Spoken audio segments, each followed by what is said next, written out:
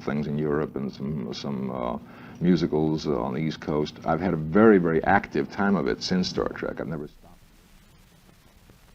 I would say 98% of the work that I'm getting is because of Star Trek. On the other hand, there probably are certain parts that I would like to play in certain specific situations which I'm not getting because I am closely identified with the Spock character.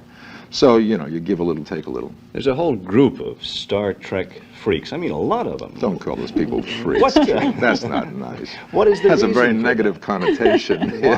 Why do people get so hung up on a program like Star Trek in particular?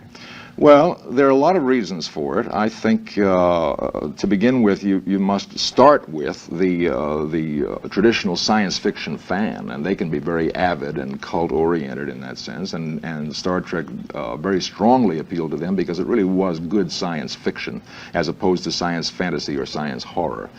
Do you find that reality, though, what with Skylab and so on, is coming awfully close to the kinds of things that we enjoy? Yes, you see, that's a good point. When we started making the show in 1966, we'd not yet been to the moon. And at that point, people were saying, oh, it's so far out. Well, while we were doing the show, we had men landing on another planet.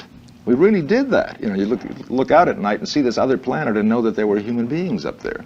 So the show started to come into focus in a strange new way. Suddenly people said, oh, wait a minute. Now, we're sending a ship into space with 3 people on it.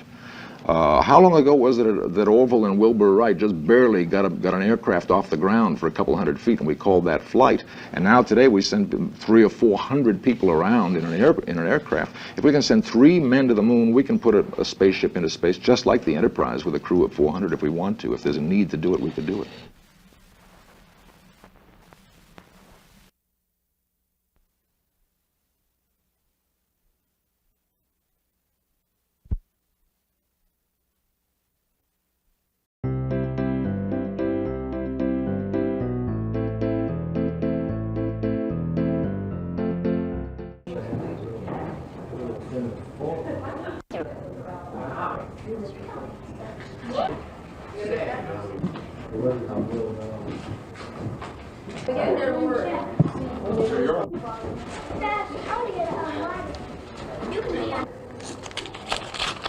All right, Dad, let's take a shot on Channel 4, and that'll be compensation.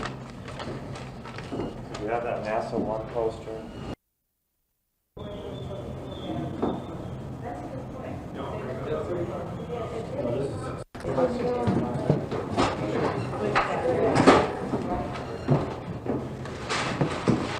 We had a hard time getting along because they didn't understand this kind of... Yeah, also, Star Trek, they had nothing to gauge it against. You were a hardware store or something like that they would... Picture back in the era. Thank you. The idea is to collect as many items and paraphernalia possible associated with the Star Trek series. Now, the store catalog lists more than 200 Star Trek items, including posters, records, uniforms, T-shirts, and an assortment of games. Mr. Spock, the most popular character in that series, is present in all sorts of forms.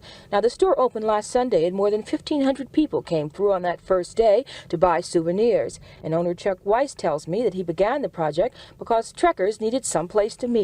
Star Trek fans usually had a difficult time finding posters and pictures from the show. They might find a couple in their local bookstore or a model or two in their neighborhood hobby shop. But here they can come and let their hair hang down and feel free and be among friends and not feel embarrassed about buying a Trekkie item.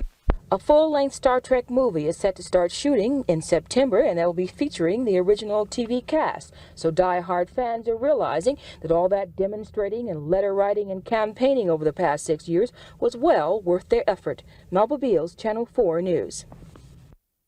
What are Star Trekkers like? Oh, they're everyday people, professional people, students, housewives. I know Trekkers ranging in age from 7 to 72. They're usually very optimistic people because the show deals with the future in an optimistic way, the exploration of space, man's future, etc. Sandy Saris tells me she's been just bombarded with mail, more than 100 letters a day from people wanting catalog items or just saying how overjoyed they are that the Star Trek store is open.